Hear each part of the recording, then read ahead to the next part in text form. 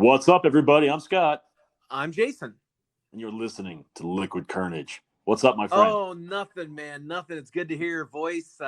We had quite a serious kind of discussion last week. So, we listened. Yeah. We listened to our executive producer on Liquid Carnage. Yeah. We don't just dismiss him because he's now in a different state from us. We actually listen.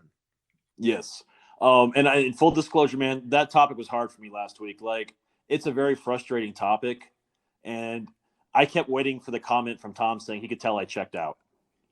And surprisingly, he did not say that. No, he didn't. He was actually very productive with his comments as usual. And so for that, the only thing that was, it was a tough, I listened to the topic again and it's hard when you listen to something and then also have now real life actions that are also happening during that time. Yeah. It puts everything in a surreal perspective. And I know that when we took our hiatus, that was not the goal, was to move us into this serious talk about real life crap. And but I think it was good that we talked about it, and this week hopefully we'll be able to get to something a little bit lighter. Yeah, but I'm going to take a second to pat myself on the back. If you didn't notice that I checked out, that means that I've had a lot of personal growth over the last few months, and I held it together. So you know what?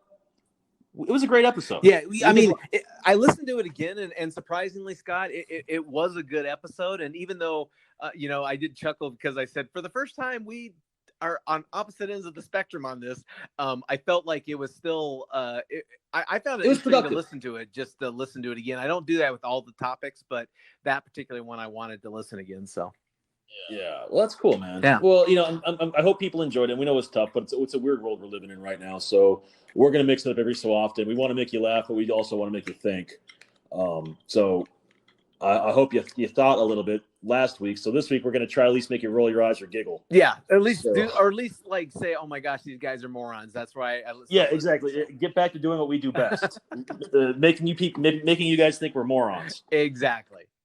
So I got to tell you, I don't know if I've mentioned this on the show before, but I've been working on a new extracurricular activity. Working with a program called CASA, which helps kids that are in the court system with mentors who need mentors. A great. Have I mentioned system, that? Yeah. Well, your ex-wife, Deb, I think she's a friend of mine. I do a lot of work with her out in the community. She was urging me to do this. We have another friend who is now a justice of the peace that was urging me to do this. So with the pandemic, I figured I have the time. I might as well take the courses to become an advocate. So over the last few months, I've taken the courses. I've completed all the background checks. Up until this week, all I was missing was the polygraph. And I had to take a polygraph test. Oh God!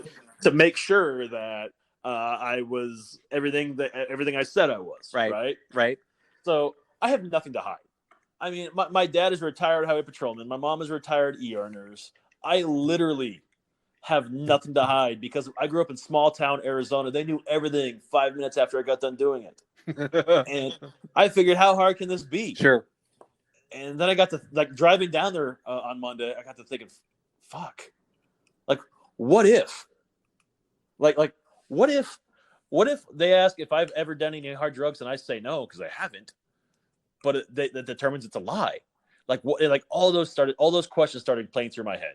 Oh my gosh. I've never had a polygraph before, so I don't even know how those work. I mean, obviously I've watched Maury Povich, so I know how they work, but I mean, you're right. I guess it depends on what kind of question or how the thing picks up the thing or your pulse, So I'm driving to the site, the testing site, and I'm thinking to myself, well, I guess this is a volunteer gig. So worst case scenario, if I don't pass, I don't volunteer. It's not the end of the world.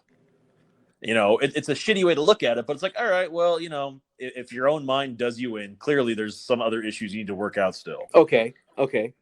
So I go in there, I meet the guy. It's a very nice guy. He's an older gentleman. Turns out he used to do drug busts with my dad back in the 80s. Oh, wow. Small world. He's retired PD. He recognized the name. A super nice guy. And I was like, all right, well, I'm going to tell you, man, I'm really freaking honest. Not honest, but nervous. And he goes, well, I'm certified for both legal and this. And if this was a court case, this would be a 3-hour session because you'd be hooked up for 3 hours. Oh, wow. But since this is, Okay. yeah, this is just a screening. So I'm going to ask you a series of questions first. Then we'll condense it, and then I'll ask you the second series of questions with the polygraph on, and you'll only actually be hooked up for like 4 minutes. So I said, okay. So he went through the list of questions. Have you ever done, drugs? What's your medical history? Have you ever stolen? Have you ever, had a child taken away from your household? Has anyone in your family? Questions like that. Oh, okay. And he would ask groupings of those questions, like drug related or finance related or CPS related, and then he would just condense them. And he just asked the generalized questions with the actual polygraph on. But he goes, before I start this, I have to have a known false question, so to get a reading, so I'll know when you're lying. So what do you want your false question to be? I thought about it. It's like, all right, my favorite team is the Seattle Seahawks. He's like, all right, that works. So he hooks me up, and he goes, I'm going to show you the results, like the whole thing after this, so don't worry about it. I was like, okay. So he asked me like the 5 questions, and the whole time I'm like, I could feel my mind racing, but I guess my body was fine. And then he gets the very final question. It says, is your favorite team the Seattle Seahawks? And I said yes. And immediately it's like, whoa, okay. The needle jumps, huh? He goes, you got to see this. So I was like, all right. So he turns it around and he shows me, like, here's your questions. Here's the finance, the drug, the CPS. And here's the final question about the Seattle Seahawks. You can see your blood pressure spikes and your electrodes just go off the charts. Oh, wow. So he goes, I can tell you were fine across the way, because if that's you lying, you can't be lying about anything else. So I was like, okay, that's crazy to know. But it was a cool experience just to go through that polygraph and see what that situation's like, So I guess I'm a little confused, and maybe you can't answer the question. So he asked you regular questions that, like, have you done drugs? Have you committed a crime? Well, he took, like, have you ever done marijuana knowingly when it's illegal? Have you ever done cocaine? Have you ever done methamphetamines? And when I answer no to all those, it goes, okay, so that question will be condensed into, have you ever done any hard drugs? Oh, okay. And if you had said, like me, if you would ask me the question, I have done marijuana when I knew it wasn't legal, then he might have said, okay, that is going to be your question that I asked. And he followed up with it, goes, that's kind of a gray area now anyway, but we all have a past, so that one's really not that big of a deal. Okay. So it's almost like it's dismissive, because I told him, like, well, now I'm thinking it's technically legal here with a card. It's, I Kowalski'd it. I said it's legal in Nevada. It's legal in Colorado, all these states around us. So the questions of legality are really, gray. Right. So I don't know if I talked my way through it or what. Not that I haven't done it, but it's that, like, okay, well, you asked it like this, but now I'm going to ask it like this, just for a counterpoint, so I can understand. And he point blank looked at me and said, "You're one of those analytical thinkers like that." And I said, "Sometimes I am, yes." So when they asked the question, though, who are the Seattle Seahawks your favorite team? They specifically asked, so it's a yes or no answer. It's not who is your favorite team, and you say the Seattle Seahawks. Okay, so everything is broken into yes and no's. Got it. Okay. Yeah. Interesting. Yeah. So yeah, it was an interesting trip, man. It was very cool. I was very relieved when it was all said and done, because really, I understand now. You can be the most honest person in the world, but the minute they strap those electrode things on you and you put the blood pressure cuff and the thing across your chest, I don't care who you are. It's like, what if my body says something that's different from my mind? Well, I find it interesting, because if they ask the question, have you ever stolen? Your definition might be different than a legal definition of stolen. You know what I mean? And that was one of the questions. And, I've never stolen anything, as an adult. I've borrowed things from my places of employment, but I've brought them back, so that's not stealing. So it's, it's like I said, it's interesting. And it's not admissible in court. I think they just want to make sure you're an honest person, right? That complies with the background check they're doing on you. Right. Interesting. Yeah. Well, not entirely in that, but Netflix has a special movie on now that's about psychedelic drugs, and it basically, I don't know if you've seen it yet or not. But it looked fascinating to me because, what they talk about is, psychedelics are different than most other drugs because you're not necessarily sick from them. You're not necessarily, you don't get sick like alcohol if you do too much of it, but you have a, your mental, your brain is just not functioning the way that it should be. And it scared me, man, because I mean, some of the stories they were talking about were like, people looking into a mirror and their face melting off their bodies. And when I was thinking about, have you ever taken, polygraph, have you ever taken hard drugs? It made me think, oh man, I've never done psychedelic drugs, but after watching that special, I'd like, I don't know if that's something I would get enjoyment out of.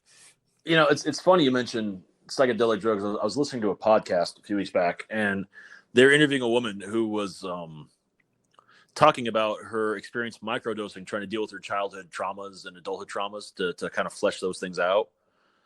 And she said she went vegan like 7 or 8 years ago, completely raw based diets, vegan diets. And she smokes a lot of marijuana because in California, but she figured out to deal with her trauma. So her Reiki or whatever, one of those spiritual healers suggested she try microdosing with shrooms. Yeah. Okay. And she was talking about how she did that, and she would think of the question that she needed to dive into that day, and she goes, I'd stay home, I just do my chores, I take the microdose, and I would basically trip on that question until I got the root of it, and then when I came out of it, I don't want to say I was healed, but it wasn't any trauma anymore. Wow, interesting. Yeah, and she goes in, and she goes, it's I've done that a few times, a few different traumas I've had to deal with, but and he goes, and so maybe people deal with it differently, but I was able to sit and actually open up my mind and process everything. And I was like, that's very interesting. I never would have thought of it like that because I've never heard of microdosing until this, but the way she explained it made complete sense. Just smaller amounts of those psychedelic drugs like shrooms or whatever, the natural ones, and then what happens.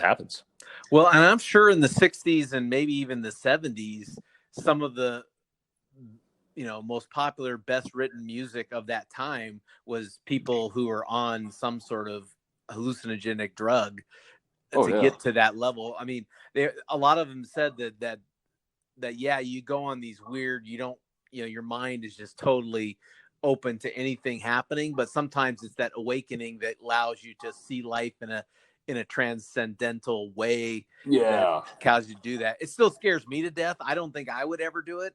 Yeah. We were talking, Noreen and I were talking about it, and I said, would you ever want to, do that? And she said, well, no, because one of us would have to be sober. I mean, one of us would have to take care of the other one. If we were both tripping, I mean, that's true. You know what I mean? Like you can't just trust that to fate. And, some of these stories, these people were like getting behind the wheel of a car and trying to go play in the water. And I'm like, wow. Nope. You don't want to guard that refrigerator from the giant dragon alone. You need to have someone there to take care of you, so you're protected. Yeah. But I think that's interesting though that doctors actually, or someone actually recommended them using that for mental health reasons. That's but I would say it's probably a spiritual healer, so that's a little bit different definition versus like a real medical doctor. Sure. I think everyone's open to the interpretation of what's mentally healthy and what's natural herbs and things like that versus processed chemicals. Yeah, today's interesting. Yeah, but it's anyway. On with the show. So you took your polygraph and you passed it. I passed it, so I'm on to the final round of actually being assigned people to help now. So that's a little nerve wracking, but you know what? It's a good experience. There's been a lot of changes this year. There's been a lot of tests of will and emotion, and I think this is the next logical step for me to see if I can help some people just through some tough times. It's not trying to diagnose them; it's just trying to be there as a good person.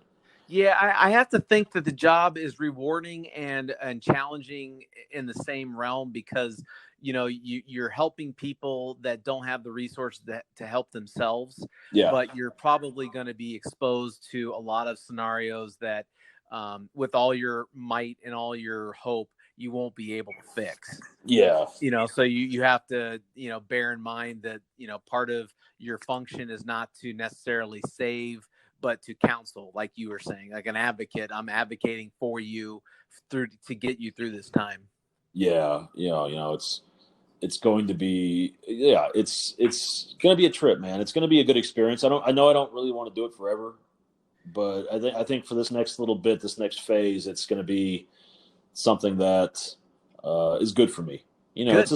I'm basically taking 2020 and taking it to a year of just personal development and personal growth, and just trying a whole nother level of just self elevation and doing things differently. So this is a good step. So when you took the polygraph, do you see how someone could, fake the results? I couldn't figure it out. Okay. It's a matter of being able to control your heartbeat, your breathing. I mean, I hear our trained military people can do it. I think our friend Brian is able to do it. Brian Binkney's been on the show before. Mm-hmm. But I don't know. That is something I'd like to have a polygraph, certified polygraph, administrator talk about. Like can you bunk the system?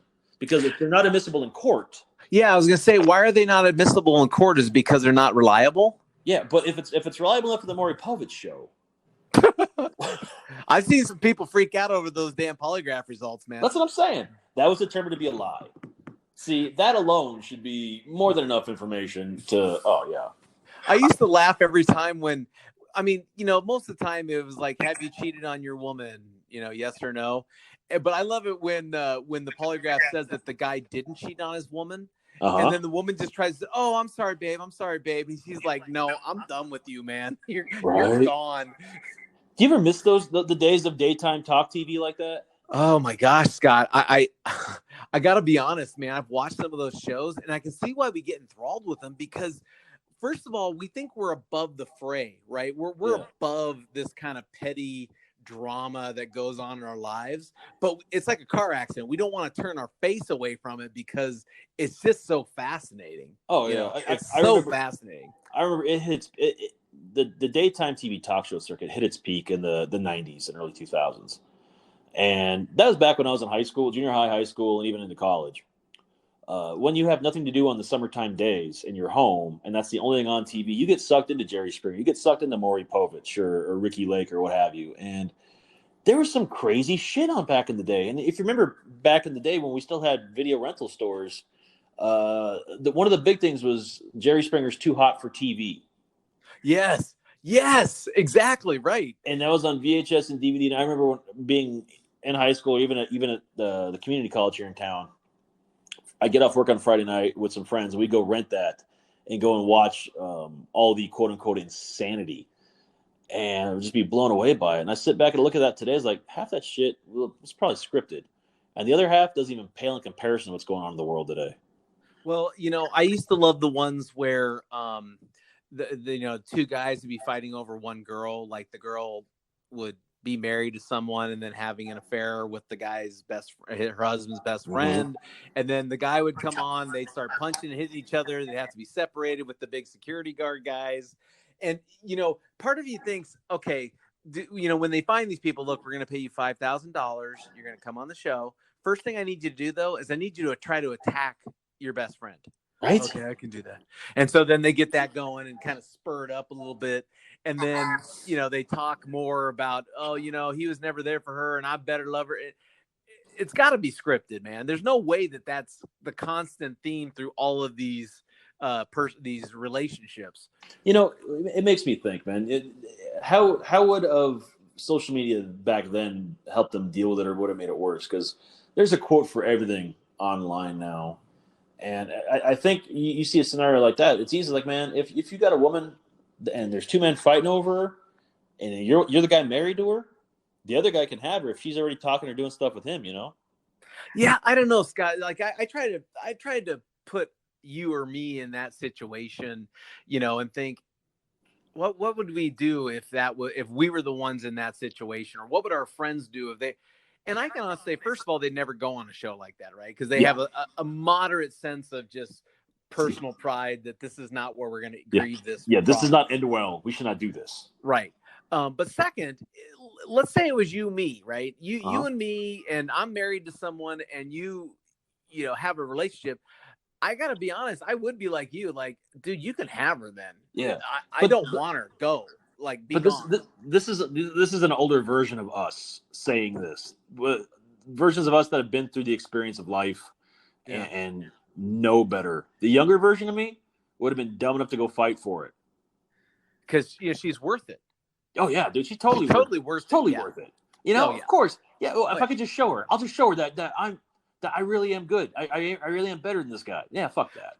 Well, unfortunately, I was hurt very young by women. So you remember, Scott, when we first met, there's 3 billion women on this planet. I think I'll find someone else. So, for me, I've always been leave them and bereave them, and it wasn't until Noreen where that changed real quick. But yeah, in my younger days, I was more of the, there's 3 billion of you on this planet. I'll find someone else. And you know what? To this day, I still solicit that advice to a lot of people coming out of breakups. No! I'm an old man. It's not the good thing to say anymore, man. But to these people, Jason, it is. I am in a weird place right now in the world where a lot of people I know who got married young are no longer married and coming into the world for the first time. The world where I've been living in. Yeah. And so I have to use the advice that was given to me and adapt it to them. I've got one that she's been a close friend of mine for probably 20, 25 years now. And she was married to a close friend of mine, and they got divorced. And she asked me about dating. And I was pretty frank with her. I was like, you need to date around. And remember this, going forward for the next little bit, there are 3.5 billion men on this planet. If he doesn't want you, someone else will. Yeah. You keep that in mind, you will be fine. Yeah. I mean, I also told her 50 no's and yes is still a yes, but that's beside the point. Well, 50 no's and a yes is still that's still a class. That's rule number one in life. I don't even think you have to be in a good sense or a bad sense when it comes to relationships. 50 no's and a yes is still a yes. Well, that's not even about relationships anymore. That is about straight life application. That's right. I mean, that is strictly, if you want that yes, man, you keep working for it. You have to be relentless. That's right. I'm with you. I'm with you, man. Yeah, but the other thing you live and learn. When people get married young, because a lot of people get married in their 20s, we are idealistic. We think it's going to be the perfect match, and then when some people get into their like early mid 30s, they're caught in that middle range of they're still kind of idealistic, but now they're starting to see that the world isn't covered with all roses, and so deciphering, okay, what is the next step? Because I bought into the idealistic view that, one person for all of us, and I married that person. And yet now 3 billion men on this planet will think you find someone else is appropriate, because it's the awakening that, there are other people. It's not just one person for one person. Have you ever heard the philosophy that you fall in love with 3 people in your lifetime? No, I've never heard that. 3 significant relationships, that's the theory. The first one is when you're young. That's when you don't know what love is really, but you experience it with this person, and you look back one day and wonder, what the hell was I thinking? But you really did love them. You just didn't know how to do it properly. And then your second love is the one you do better with, and you learn about yourself with, and you grow with, but ultimately you can't fully connect with on a lot of levels, and it forces you to grow within yourself. And then the third love is when you truly love yourself and that person loves themselves, and you figure out how to make life together, because it's your whole and their whole and your whole together. Yeah, and unfortunately, I was one of these people that was not blessed with having a full understanding of what kind of person I was in my younger days. I mean, I'm going to be 48 in August, and I'm just now starting to have a better sense of who I am as a person. What am I here on this planet to do? Well, think about it. I'm over half middle age now. I'm on the downward slope. So if it takes 40 plus years just to get to that level where you know yourself enough to be able to give yourself to someone, I mean, yeah, dude. Heck, man. I mean, it's a moving target. I'm jealous of the people who at 22 years old, they know exactly who they are, what they want. They're going for it. You know, they meet the right partner and they're going to live the rest of their lives with that person. I am envious of that. That was not me. Unfortunately, I'm So you're not. envious of the people that are young enough to lie to themselves and not know any better. Well, how about this? I'm envious of the people who are young enough to lie to themselves and they're willing to live the lie. I'll give you that. Okay, You that's know, fair. because some people may say, you know what, I know I could do better, but I like my life. I like where I'm going. I like who I am. And this is perfectly fine for me. Oh, yeah, I guess so. You know what I mean? Like, and I Yeah. just, unfortunately, it took me many, many years to get to that level of internal knowledge of myself. And now that I'm there, it makes a whole big difference when I look at relationships. Like now, I don't believe that there's 3 billion women on the planet. I think I'll find someone else. You know, I don't feel that way. But it's because I recognize that when you get the right one, like you said, in that third relationship where it's, they understand themselves, I understand myself, and we're willing to grow as a couple together. Yeah, This is a lot. Yeah. that's hard to find. That's really Yeah. hard to find. It's really hard to find. You have to find that connection, and that's what everyone's searching for. They just don't know how to quite do it, you know? Now, maybe for the Liquid Courage Book Club, we need to get a book on how to do lie detector tests. Oh, that'd be cool, right? Yeah, I'll try to fucking find a cool. good title, and maybe on next week's episode, we can start the first book club of how to beat a polygraph. Well, I think we started it a few weeks ago with Unfuck Yourself, right? No, I never read that book. So You need to read I that didn't book. realize that was the book we were doing. Go read the book Unfuck Yourself by Gary Jacobs. But I'm in good shape. Do I need to? Will it work for someone who's in good shape? Yeah, actually, it never hurts to have a few more tools. Okay, very good. All right, very good. Okay. So we want to know what's from you guys. Did you ever watch Jerry Springer or Maury Povich back in the day when you were in school or during the summer vacation? Hit us up on Facebook, Instagram, or Twitter, all at Liquid Carnage. If you think Tom would be a great guest on one of those shows, especially of the Are You the Father, Are You Not the Father episode of Maury Povich, hit him up on Twitter and Instagram at liquid_EP. Yeah, you know, that's the funny thing too, is so a lot of those kids that are You Are the Father from those shows, those kids are now in their 20s. Yeah, right? 30s, you know. And those kids are the ones going to Maury Povich again, saying, "Oh, I knew your dad way back when, and it was found he wasn't your father, or he was your father." It's a generational thing. Yeah, they get to continue on the generation of that. Yeah, it's the circle of life. Yeah, you know, some of these movies, like I just watched Back to the Future again, realizing it's 35 years old. Oh yeah, and I'm like, holy crap! So a friend of mine the other night, we were bored, so we watched a classic, Basketball, a movie I know you hate, but it is still one of the best sports satires out there. And I can laugh at that movie all day long, but the dated material in there, it's hilarious to me. Maybe I'll need to watch it again. I haven't had very good luck watching the old movies that I thought were really good when I was younger. Yeah. Watching them now that I'm older. Yeah. Like I used to be in love with, did you ever watch the movie Breakdance 2 Electric Boogaloo? I'm going to say no, I didn't. Okay. So when I was a kid, there was a movie that came out called Breakdance. And it was basically just, you know, kids from the bad neighborhoods in town trying to fight the rich man from tearing down the civil center that they lived in, right? Well, the movie was so successful because of all the dancing and breakdancing that was going on that they made a second movie called Breakdance 2 Electric Boogaloo. And basically, it's the same premise. These same kids, you know, they have this community center that's run by the really nice old couple that are trying to keep it, but the big developers trying to tear it down and build condominiums.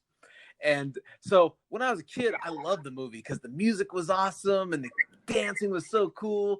I had a chance to watch that about 25 years later. Not so much, man. Not so much. Well, just remember, if that's a final parting note for the show today, some things don't age well. We're not those things. We've aged very well. Some things do not. Well, thank goodness the Liquid Carnage has aged well over the last 4 years. 4 years? So. Yeah, season 4. Season 4, baby. All right, man. Well, I think we've had our fun for the day. Why don't you go and take us home? All right. Thanks for listening, everyone. We hope you enjoyed the show today. That was Scott. I am Jason. And as always, if you never know quite what to say, just have yourself some Liquid Carnage.